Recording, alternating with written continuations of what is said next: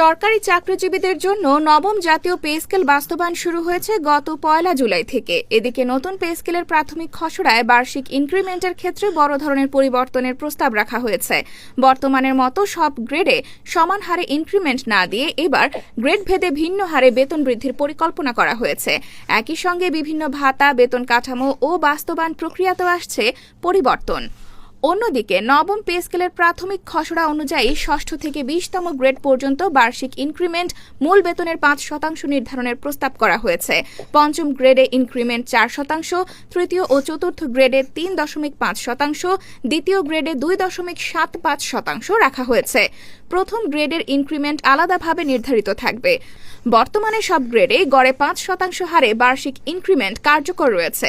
সূত্র জানায়, ইনক্রিমেন্টের নতুন কাঠামো নির্ধারণের আগে সরকার সারা দেশে ১,৬৭,৫০০ জন সরকারি চাকরিজীবী, ৬১,৫০০ জন সাধারণ নাগরিক এবং ৩,৫১৩টি প্রতিষ্ঠানের প্রধানদের মতামত সংগ্রহ করে।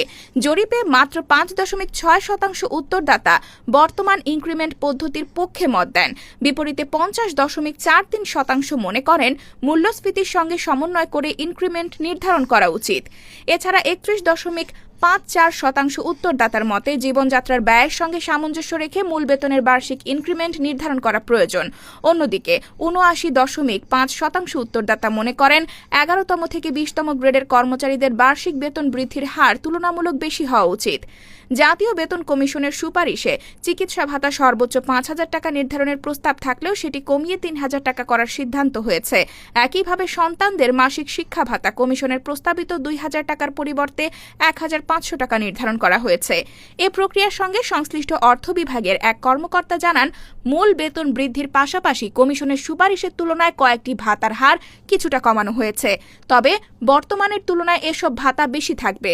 সব ধরনের ভাতা ২০২৭-২৮ অর্থ বছর থেকে কার্যকর হবে। প্রথম ধাপে শুধু মূল বেতনের শতভাগ দেওয়া হবে। পরবর্তী অর্থ বছরে পর্যায়ক্রমে বিভিন্ন ভাতা কার্যকর করা হবে।